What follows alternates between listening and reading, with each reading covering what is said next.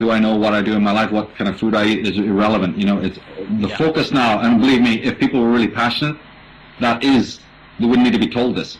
Right now we're in a very, very dark place in the world. And not just with me, but with all of these people. You see so much of this banter back and forth on various forums and chat rooms and YouTube about all these people's personal lives, Alex and me and whoever else. But the point is, I take offense against that, not because it's an invasion in my personal private space, but secondly, what are you thinking?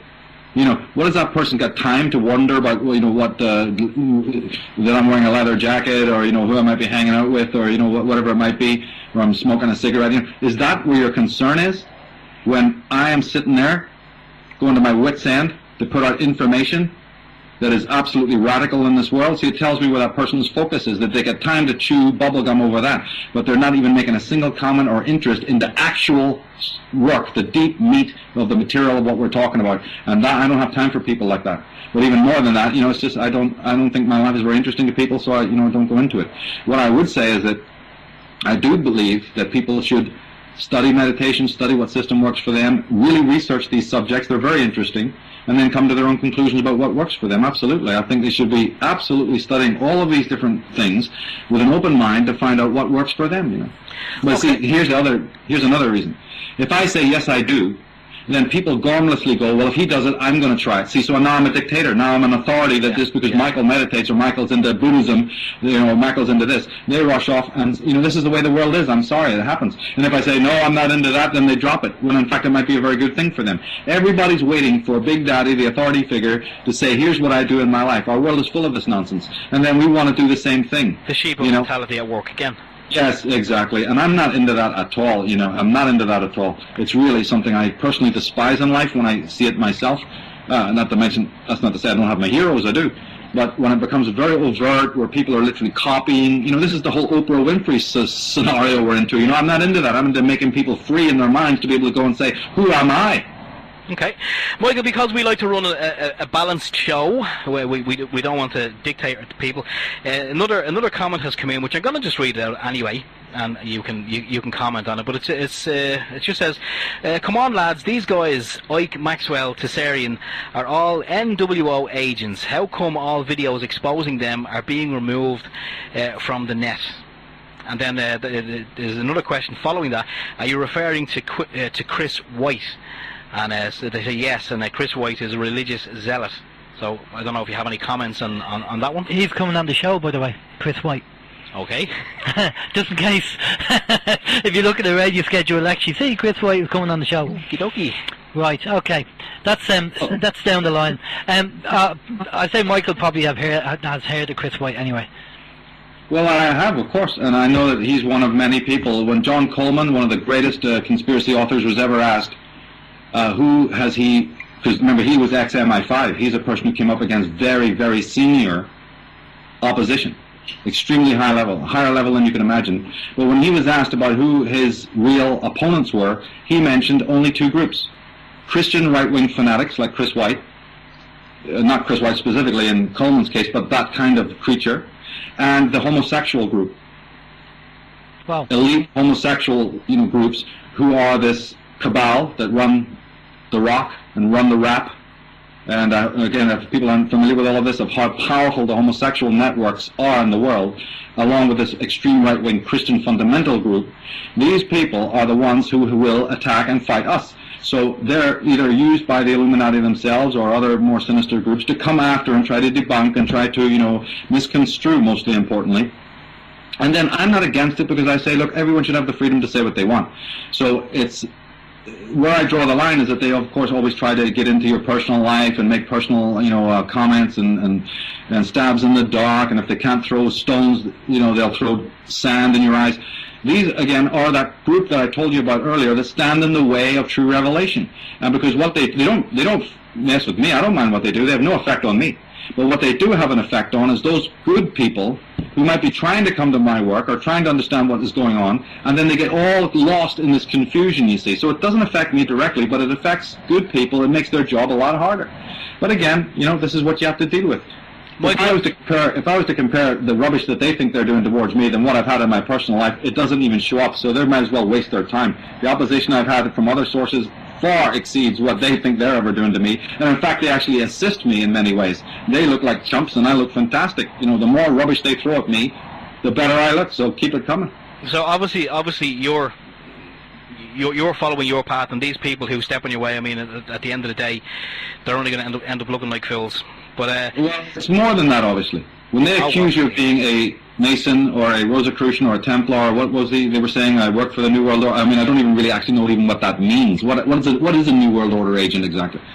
You know, so, I mean, and the illogicism of it should be obviously, I shouldn't even have to even comment on it, because the illogicism of it should be obvious to anyone with a logical mind. And Chris White doesn't have a logical mind, so that's why he spews out this rubbish, and everybody listens to him. You know, they buy into it because they're equally paranoid, fanatical, and basically spiritually lost. And all these people are internet lice. They're internet parasites who have nothing better to do but ride on the coattails of people who are trying to get the truth out to people. But I will go more than that. I'm telling you directly that these people, as John Coleman has confirmed, work for or are in league with very powerful organizations who don't want to come after you directly because they expose themselves. So they send these homosexual groups, powerful homosexual groups, and this Christian fundamental right wing. If you track back to any of the great minds who've spoken on these subjects, you will find that is exactly the same coterie who try to take them out, or who try to, who try to stir up a lot of controversy. It's the same pattern, the same groups who are used in order to come in and try and misconstrue what you're talking about. It's not that my work is perfect and it doesn't have small errors here and there, but so does any science book. Every book, even technical book in a manual in a school, is having errata. You fix it, you change it. I collaborate a lot. So I get information from a lot of other people that updates my information, or a person may correct something I've done. This is an ongoing process, a partly collaborative process. We're all looking for the truth. I've never set myself up as a master or an expert in anything. We're all discovering a very incredible thing together, you know, and we will make mistakes, and we will break fingernails, and we will, bite down on things that are not right. But who are these other so-called nobodies with no books, no DVDs, no clout, coming in as if they're critics, and all they are is low-class cynics? They don't even have any substantial knowledge about anything, not even the stuff that they're meant to be teaching themselves, and come in and dare to be commenting on my work. Who the hell are they? You know, I never set myself up as any expert. I'm working with what I've got, the means what I've got, to create as much as I can, and if it turns people on, it's fine. And if it doesn't, you change the channel. Go on and study somebody else that you like better. So when you see this overt action, though, an overt action to try and scandalize and plagiarize and just completely boulderize good people trying to do great work, you know that that is not them just getting up of a day and thinking, you know, that's what I want to do. And when you map it out over the years, you find out that it's the same coterie, a very sinister coterie, doing this to try and take people like me out. Well, they're not going to succeed. But again, I don't necessarily go out to promote myself. You know, it's connected. Again, it undercuts what a lot of these other critics, so-called critics of mine, you know, would say about me. Is I've never advertised myself. Every interview, people have come to me. Everybody who buys my book, they come and find me somewhere. If I'm known, it's only because of other people spreading the word. I've never gone out there to heavily advertise myself. I don't have my own radio show or media network or anything like that. You know, I'm invited to places. From day one, it was like that. So I'm not forcing anybody to do anything. I'm not spreading any news. People come to me and take my knowledge, and then they go spread it.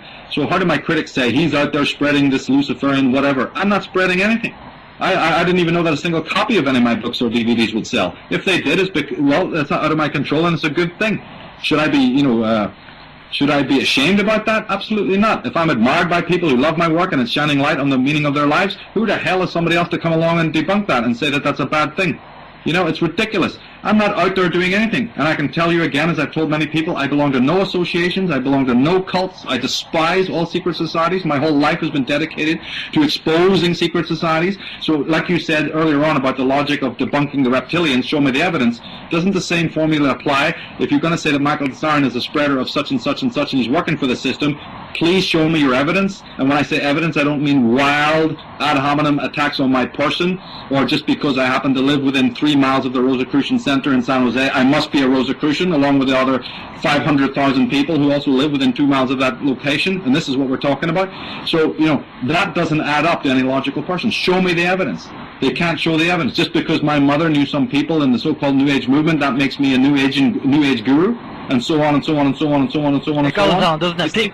People make up their own kind of, they read into things, don't they, and just make up their own mind, and then Chinese whispers, and before you know it, there's a rumour going around which is completely false. So again, show us the evidence. That's my motto.